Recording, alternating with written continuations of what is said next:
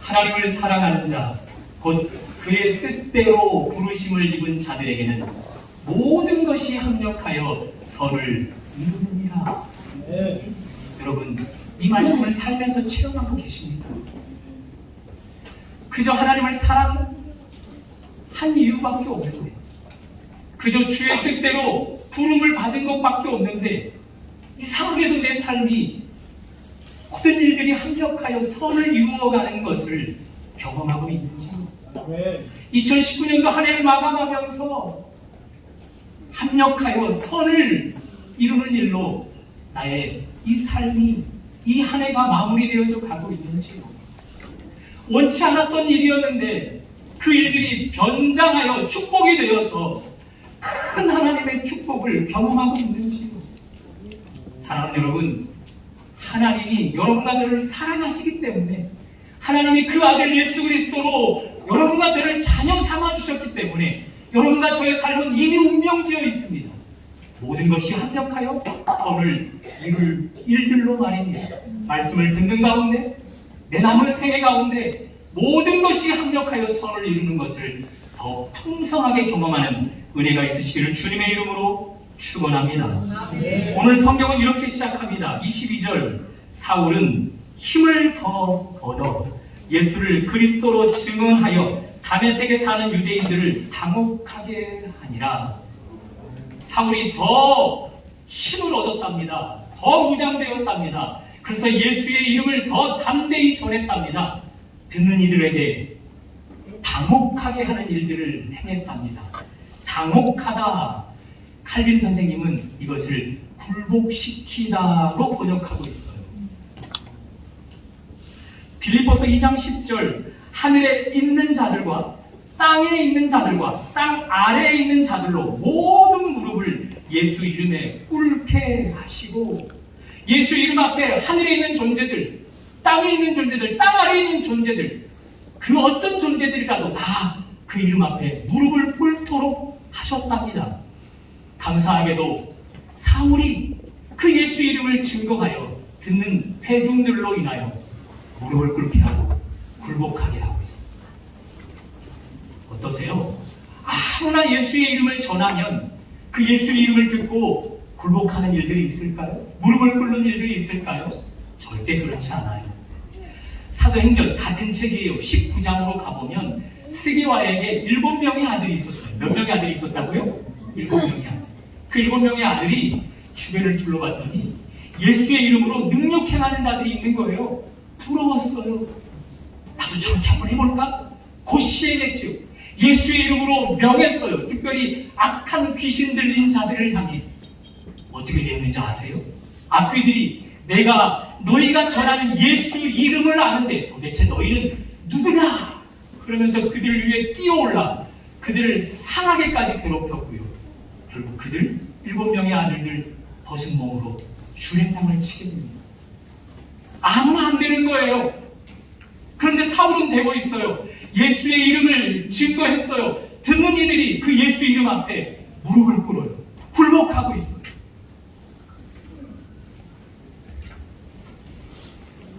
어떻게 사울은 아무나 안 되는 예수 이름을 증거하여 듣는 이들로 인하여 무릎 꿇게 하는, 굴복하게 하는 일들이 있을까요? 우리가 앞에서 살펴보았던 것처럼 사울이 이미 그 예수 이름 앞에 굴복했기 때문에, 그 이름 앞에 무릎 꿇었기 때문이에요. 먼저 무릎 꿇었던 사울, 그 엽기에 그가 증거하는 예수 그리스도의 이름이 능력이 있어서 그 이름 앞에 듣는 자들이 무릎을 꿇게 되는 것입니다.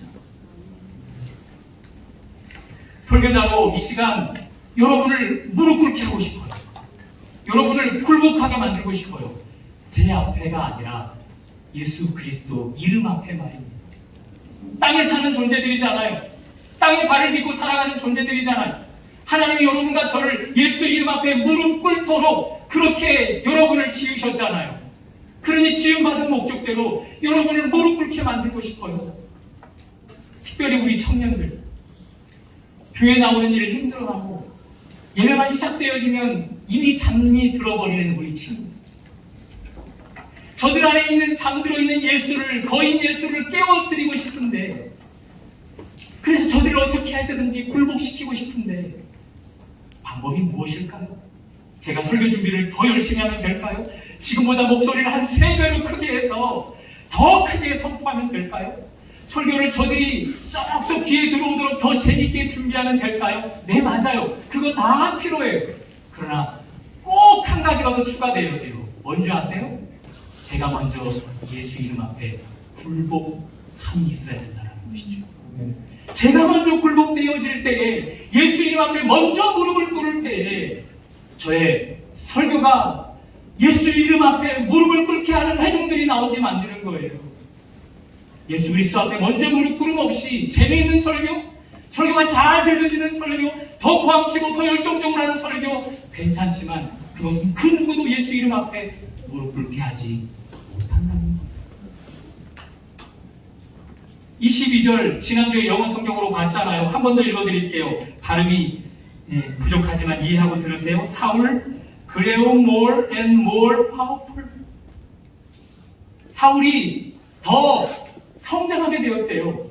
더 자라나게 되었대요. 어떤 면에서요? 어떤 면에서요? 예수 그리스도 앞에 굴복하는, 그 이름 앞에 무릎 꿇는 일이 더 잘하게 되었다라는 거예요. 그 깊이가 더 커졌다라는 거예요. 그 결과 파워풀 하는 인생이 되었다라는 거죠. 그것이 듣는 유대인들로 하여금 예수 이름 앞에 무릎 꿇게 하는 거예요. 그것이 무릎 꿇게 하는 거예요. 여러분, 목회자인 저를 위해 기도해 주고 계시나요? 기도하고 계시다고요? 더 기도해 주세요. 간절히 부탁드립니다. 저를 위해서 여러분 기도해 주세요. 영적으로 민감하고 예민한 목회자분들, 특별히 담임 목사님들 몇몇 분들을 섬겨왔어요. 그분들은요, 말씀을 전하다가요, 예배 가운데 방해가 일어나잖아요. 작은 소리라도 혹은 환경의 변화, 사람의 변화로 인해서 말씀 전하는 일에 방해가 일어나잖아요. 설교 강단에서 돌변해버려요. 예배위원들 오늘 기도했어 안 했어? 오늘 새벽에 와서 이 예배를 위해서 얼마나 부르짖었어? 그러면서 기도하지 못한 예배위원들을 막 책망하셔요. 그런 모습을 보면 왜 꼭 저렇게까지 해야 할까라고 의구심이 들지만 담임 목사가 되보니까 알겠어요. 여러분 아시잖아요. 이 예배의 자리에 참여하는 분들은 다 건강해서 수십 년, 아니 평생을 건강한 모습으로 살아갈 분들도 계시지만 오늘 예배가 끝인 분들도 있다는 거예요. 오늘 예배 이후의 삶을 살아가면서 얼마든지 운명이 달리되어 버릴 수 있다는 거죠. 그러니 그분들이 오늘 이 자리에서 예수 이름 앞에 무릎 꿇지 않고 죽어버리면 그 책임 목회자인 제가, 기도하지 않은 여러분들이 감당해야 되는 거예요.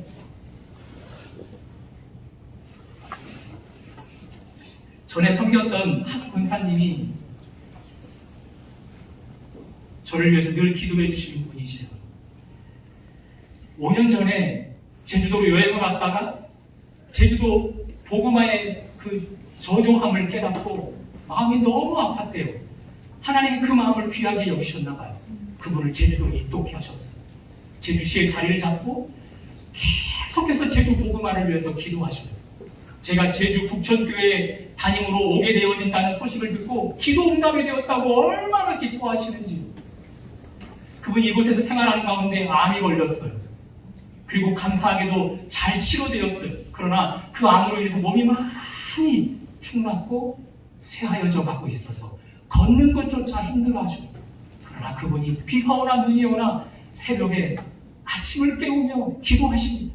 섬기는 교회 그리고 목사님을 위해, 그리고 북천교회와 이 지역을 위해 말입니다. 잠을 잘 수가 없다라는 거예요.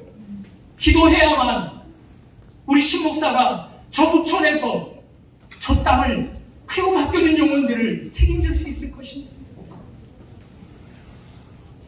그 권사님을 만나기로 한 날, 그 아침에도 권사님께서 기도하셨는데 하나님께서 기도 가운데 환상을 보여주셨답니다.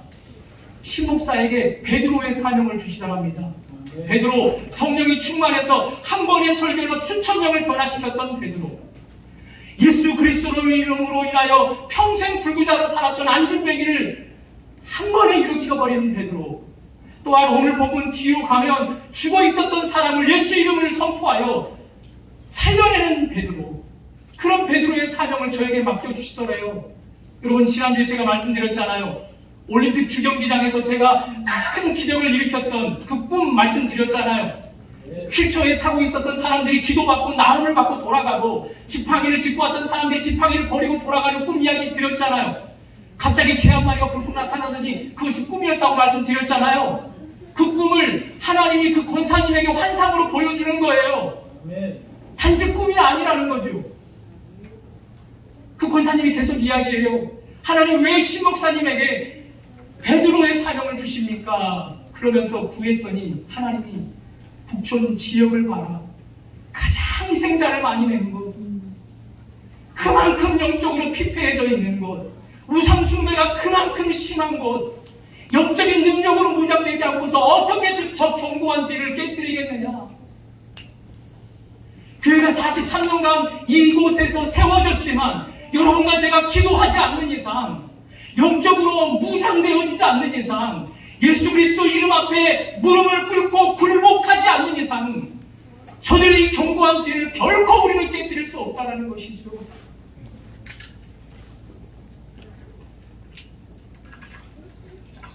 그러므로 여러분, 목회자인 저를 위해서 기도해 주셔야 돼요.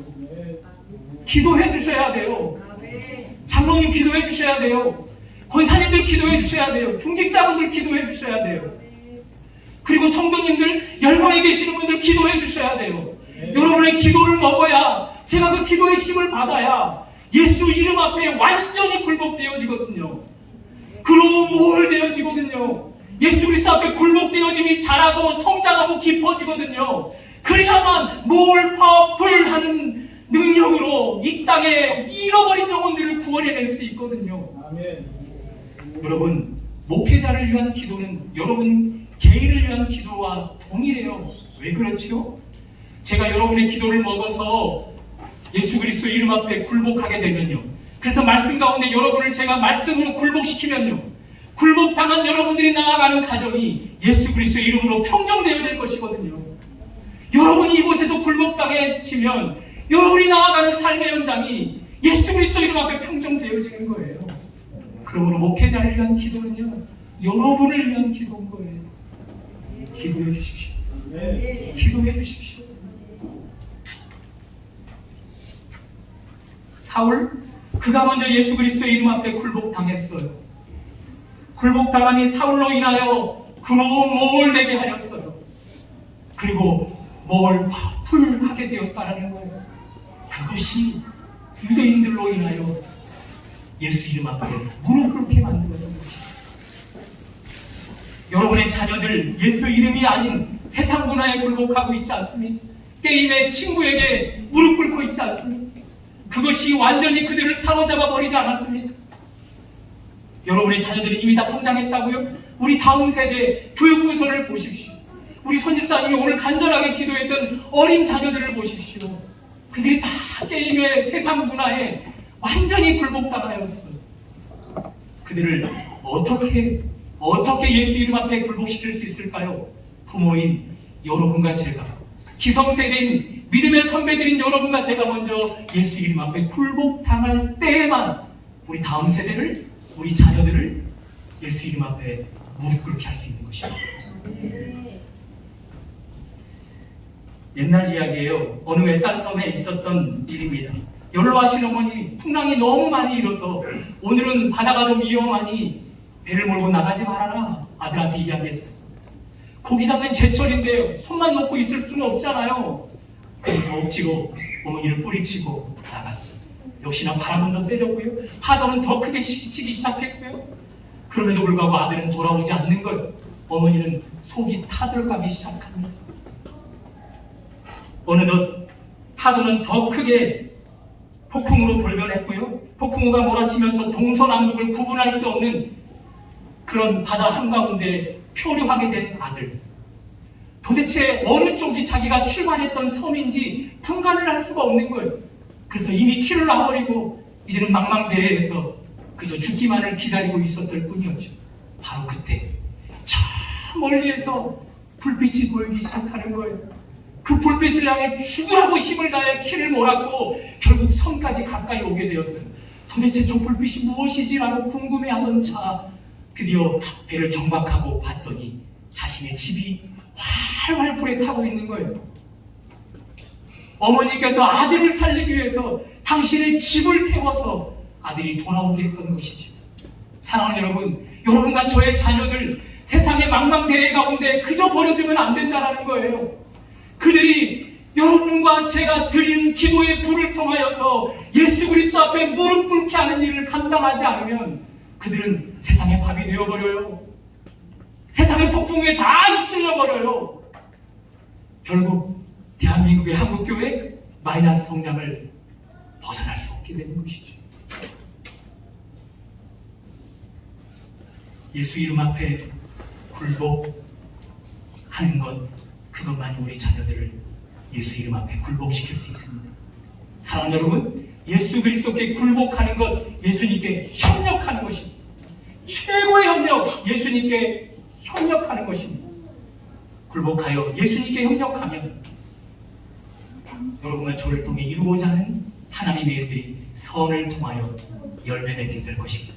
그런 은혜가 굴복으로 예수께 협력하는 여러분과 저에게 경험되시기를 주님의 이름으로 축원합니다. 23절입니다. 여러 날이 지나매 유대인들이 사울을 죽이기를 공모하니, 예수의 이름을 전했어요. 너무 잘한 일이잖아요. 그런데 좋은 일만 있지 않아요? 곧 안 좋은 일이 펼쳐져요. 사람들이 사울을 죽이려고 하고 있어요. 왜 이렇게 사울은 예수 이름을 전하다가 죽을 고비를 당하게 되는 걸까요? 예수님이 그를 선택할 때 말씀했잖아요. 9장 15절, 사울을 통해 큰 비전을 내가 가졌다. 이방인들과 임금들과 흩어진 이스라엘 사람들, 그들에게 땅끝까지 이르러 영향력이 미치게 하겠다. 그러나 내 이름 때문에 사울은 얼마나 많은 고난을 받아야 할지 내가 그에게 보여주겠다. 그러므로 큰 사명과 함께 사울은 고난도 함께 받아야 하는 거예요. 사울이 오늘 본문에서 예수 이름을 증거했어요. 그를 부르신 하나님의 목적대로 유대인들에게 복음을 증거하기 시작했습니다. 동시에 함께 시작되는 것이 있어요. 뭐지요? 고난이에요. 고난이에요. 예수님이 말씀하셨어요. 요한복음 7장 7절, 세상이 너희를 미워하되 너희를 미워하는 것이 아니라 나를 미워하는 것이다. 이는 내가 세상의 일들을 악하다고 증언하며. 세상이 여러분과 저를 미워하지 않는데요, 예수님을 미워한대요. 예수님이 자꾸 그 세상을 향하여 악하다라고 손가락질 하니까요. 여러분과 저를 세상이 결코 미워할 일이 없어요. 여러분과 저를 좋아하죠. 그런데 여러분과 제가 세상이 미워하는 그 대상, 예수 이름 앞에 무릎을 꿇기 시작하면요, 세상이 여러분과 저를 미워하기 시작한다는 거예요.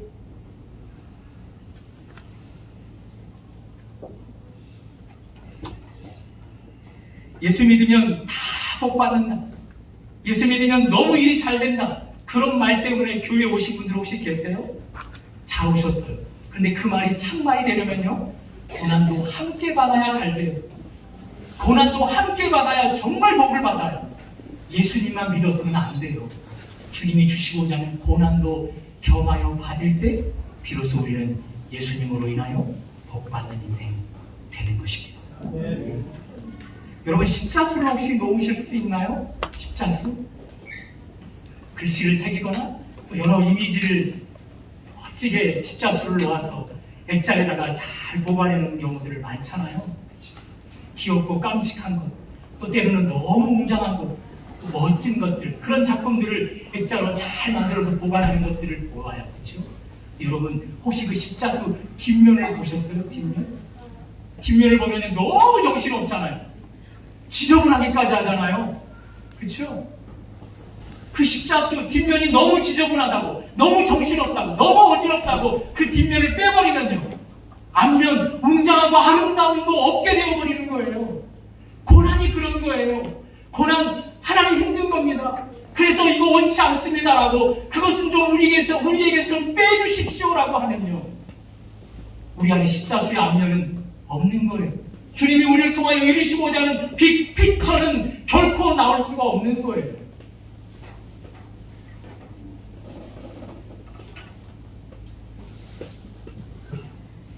담임 목사의 자리에 서보니 이 자리가 참 버거워요. 버거워요. 요즘 몇 주 계속 그래요. 주일이 설교자에게 굉장히 기다려지는 날이 되어야 되거든요. 근데 저에게는 주일이 다가오면 다가올수록 공포심이 다가오기 시작해요. 여러분, 이거 심각한 영적 상태입니다. 그래서 죄송해요.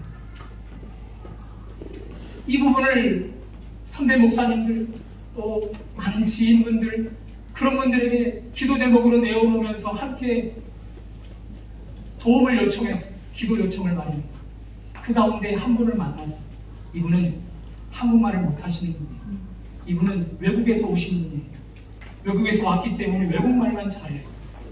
그분을 만났어요. 영어도 못하는 제가. 그분을 만나 제가 손, 발을 다 이용해서 이야기를 하는데 그분이 몇몇 성경 구절을 펼쳐주는 거예요. 근데 여러분, 읽을 때마다 감동이 되는 거예요. 읽을 때마다 저의 그 두려웠던 마음들이 조금씩 회복되기 시작하는 거예요.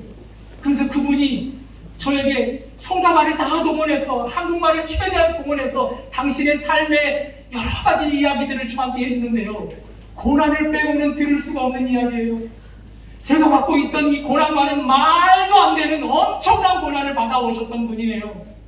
결국 제가 알았어요. 그분의 그 고난이 그의 삶의 깊이를 이야기해 주는구나. 삶의 넓이, 삶의 높이를 이야기해 주는구나. 그것이 그저 성경 몇 구절을 저에게 찾아주었을 뿐인데 이렇게 주님 앞에 힘들어하는 저의 마음을 한순간에 다 위로하는 그릇으로 사용되어지는구나. 히브리서 12장 11절 무릇 징계가 당시에는 즐거워 보이지 않고 슬퍼 보이나 후에 그로 말미암아 연단받은 자들은 의와 평강과 의의 열매를 맺느니라. 여기 징계가 고난이잖아요. 우리가 싫어하는 고난이잖아요. 그 고난받은 자들이 그 당시에는 힘들고 어려워서 피하고 싶지만 그 고난을 통과한 자들에게는요, 의와 평강과 의의 열매가 맺혀진답니다. 그 외국분이 그렇게 의와 평강의 열매를 맺어서 저에게 열매를 허락해 주는 거죠. 저의 삶을 만져주고 저의 삶을 위로해 주는 거예요. 그것이 고난의 신비인 것입니다. 사랑하는 여러분, 고난이 여러분에게 손을 내밀어 오고 있어요? 고난이 여러분과 협력하자고 이야기해요. 고난 받는 것 힘들어요? 어려워요?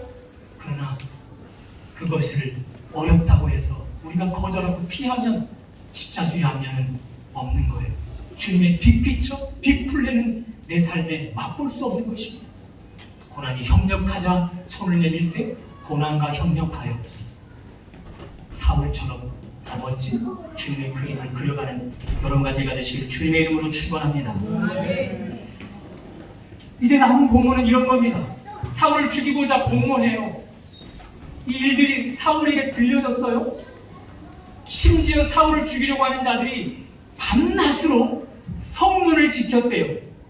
죄송합니다. 쥐새끼 한 마리도 도망가지 못하게 하려고 성문을 철저하게 지켰대요. 그때 제자들이 큰 광주리를 준비했고 그 광주리에 사울을 태워 벽을 타고 달아나게 해줬다. 그런 본문이에요. 주님이 사울이 만나는 고난을 그저 온몸으로 다 당하게만 하지 않아요. 오히려 그에게 피할 길을 내주고 계셔요. 먼저는 들려주는 일들로, 먼저 그 계교를 알려주는 일로 말입니다.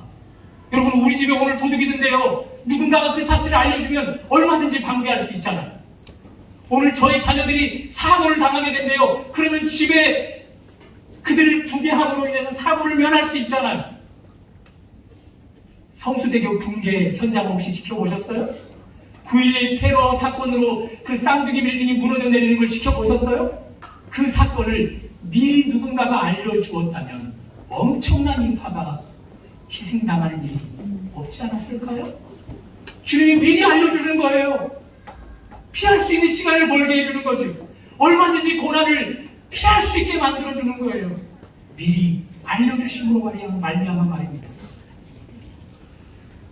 두 번째, 주님이 방법을 모색하게 해줘요. 자, 보세요. 밤낮으로 쥐새끼 한 마리 달아나지 못하도록 성문을 지키고 있어요. 불을 켜고 지켰겠죠, 그렇죠? 그렇죠? 그런데 시편 127편 이렇게 이야기합니다.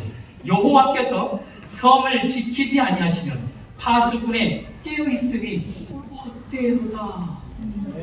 사울을 죽이려고 공모하는 자들, 밤낮으로 깨어서 지키고자 하는 자들, 이들 여호와께서 편들어주지 않아요. 그러니 헛점투성인 거죠. 구멍투성인 거죠. 얼마든지 사울이 달아날 수 있는 공간이 있는 거예요. 사울을 하나님의 파수꾼이 되어주셔서 지켜주고 계셔요. 그러니 모든 것이 달아날 길인 거예요. 예수 이름 앞에 굴복하여 사울 예수를 섬겼습니다. 그랬더니 사울이 위험에 처하자 우리 주님이 사울을 섬겨주고 계셔요. 사울이 주님을 섬겼더니 사울이 섬김을 받아야 할 위치에 놓였을 때 하나님이 사울을 섬겨주는 거예요. 주님은 사울을 그렇게 섬겨주시지만 당신 혼자 섬기지 않습니다. 말씀드렸던 것처럼 제자들이 광주리를 준비했어요. 그리고 제자들이 줄을 달아 광주리를 성벽까지 내렸고 그리고 무사히 탈출하게 됐어요. 자, 그 제자들이 누구의 제자들이에요? 오늘 25절을 보면 그의 제자들이에요. 누구의 제자들이라고요? 사울의 제자들이에요. 사울이 이 제자들을 섬겼어요? 안 섬겼어요? 섬겼어요. 사울이 목숨을 걸고 이 제자들을 섬겼습니다. 열정을 다해 이 제자들을 섬겼습니다. 결국 제자들이 사울의 섬김을 받더니 이 제자들이 사울이 위기 속에 놓이자 사울을 섬겨주고 있는 거예요. 여러분, 이 영적인 원리를 알겠어요? 여러분과 저는 홀로 신앙생활할 수 없는 자들이에요. 주님을 여러분들이 섬긴 만큼 주님이 여러분을 섬겨주는 거예요. 여러분이 공동체를 섬긴 만큼 공동체가 여러분을 섬겨주는 거예요. 비밀 하나 말씀드릴게요. 제 뒤통수가 굉장히 납작해요. 다리가 내려앉으면 낙상할 정도로 납작해요. 그래서 아침마다 저는 드라이로 롤로 해서 볼륨감 있게 항상 드라이를 한 30분여 합니다. 15달 때부터 지금 31년간 그 드라이를 하고 있어요. 왼손으로 드라이를 잡거든요. 그러니 왼손이 점점 어깨가 아파오기 시작하는 거예요. 50견이 오는 듯해요. 이 어깨가 아파서 쉴 때가 되니까요. 오른손이 이 어깨를 섬겨줘요. 제 몸도 섬김을 하고 섬김을 다한 그 지체를 향해 다른 지체가 섬겨주기 시작하는 거예요. 여러분과 제가 예수 그리스도 믿는 순간부터 주의 이름 앞에 굴복하게 된 순간부터 여러분과 저는 주의 몸 여기저기에 결합되고 연결되어진 지체인 거예요. 주님의 몸의 일부에 속해 있는 거예요. 그러므로 우리는 주님의 몸을 떠나서는, 공동체를 떠나서는 홀로 살아갈 수 없는 존재들인 거예요. 섬기라고 공동체 안에 놓아주신 존재들인 거예요. 그런데 섬김만 받고 있으면 어떡해요? 섬김만 받고 있으면 어떡해요? 정작 내가 위험에 처할 때, 정작 내가 누군가에게 도움을 받아야 할 때가 언제든지 올 것인데 섬김만 받으면 주님이 우리를 외면해 버리실 수 있다는 거예요. 공동체의 섬김만 받는 사람들에게는 공동체가 그들을 외면해 버릴 때가 있다는 거예요. 열방에서 오시는 여러분, 중사역지가 선교 대학이기 때문에 그곳에서 마음껏 섬기고 계실 줄 압니다. 그러나 여러분, 왜 이 교회에 오시는 것이죠? 왜 이 교회에 등록하시고 왜 이 교회를 출석하셔서 예배드리게 하셨을까요? 우연일까요? 그저 밥맛이 좋아서? 그저 밥 먹고 집에 가라고? 그것이 목적일까요?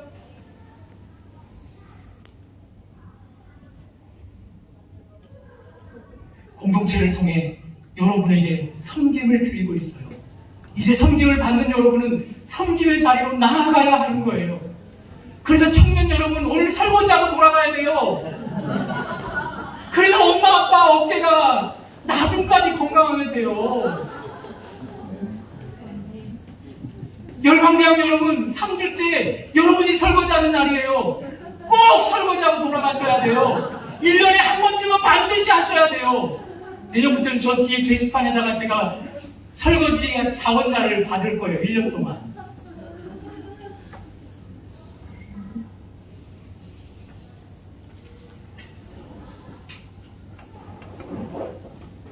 요청합니다.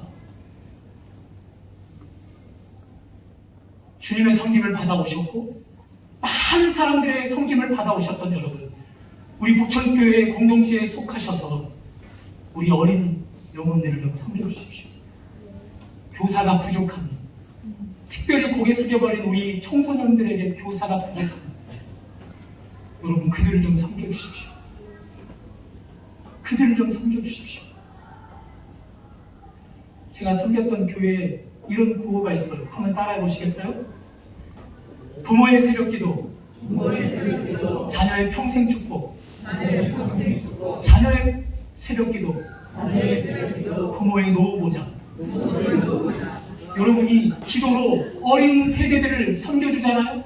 말씀을 가르쳐서 그들을 섬겨주잖아요. 그들이 평생 축복을 받아서 멋진 성인으로, 멋진 신앙인으로 거듭날 거예요.